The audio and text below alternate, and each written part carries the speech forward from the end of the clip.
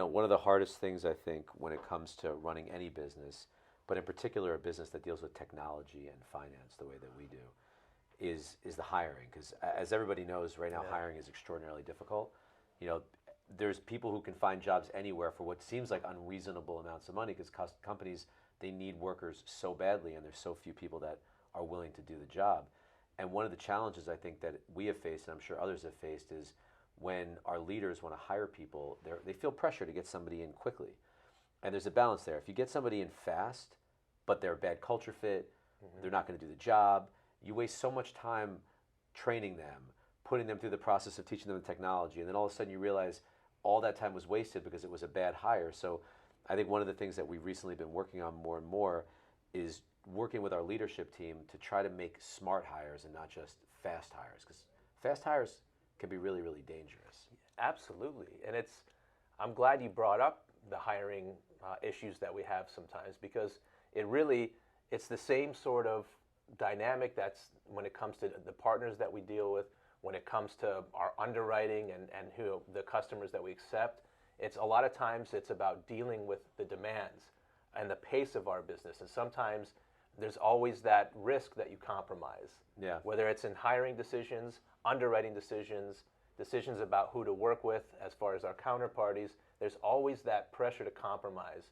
And of course, sometimes hiring is a great example. Sometimes there's decisions that afterwards you look back and say, well, how do we miss that? Or we should have done this differently. And it's always a good thing to be self-critical when an employee decides to resign, or employee's not the right fit and we have to let them go. But we learn from that always.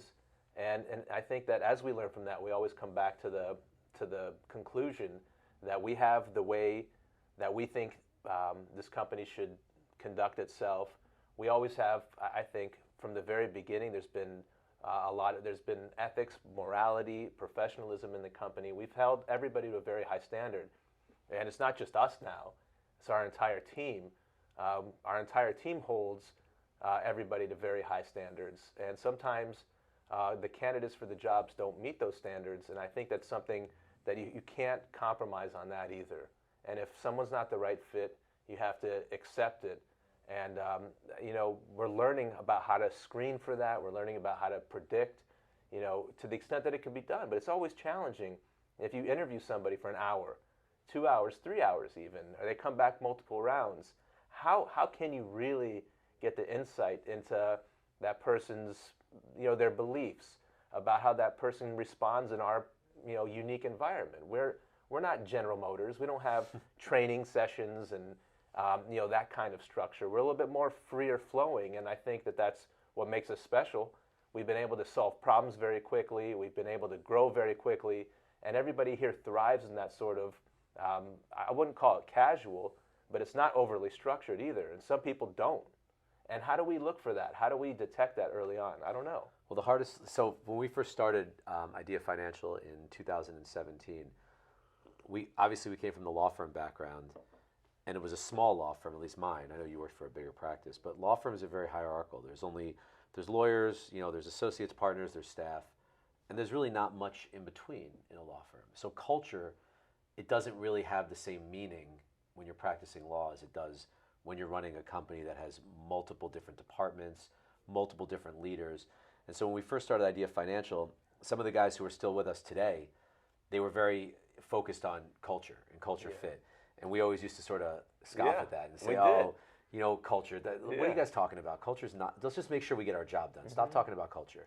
But now, after doing this for 4 or 5 years, I got to give them credit for teaching us how important culture is in an environment like this, Because if someone doesn't fit into the culture of the company, it can break down so many different areas, It can infect the entire company itself. So when looking for somebody who is the right fit for any position here at Idea Financial or LevelEsq, it's not just their skill set, but it's, are they going to make a contribution to our culture? Are they a cultural fit for Idea and for Level? Sure, and I think that one of the more important attributes, and you see it in the leadership of this company who grew up from within, it's the ability to work in an environment where there's no strict hierarchy, there's no set rules.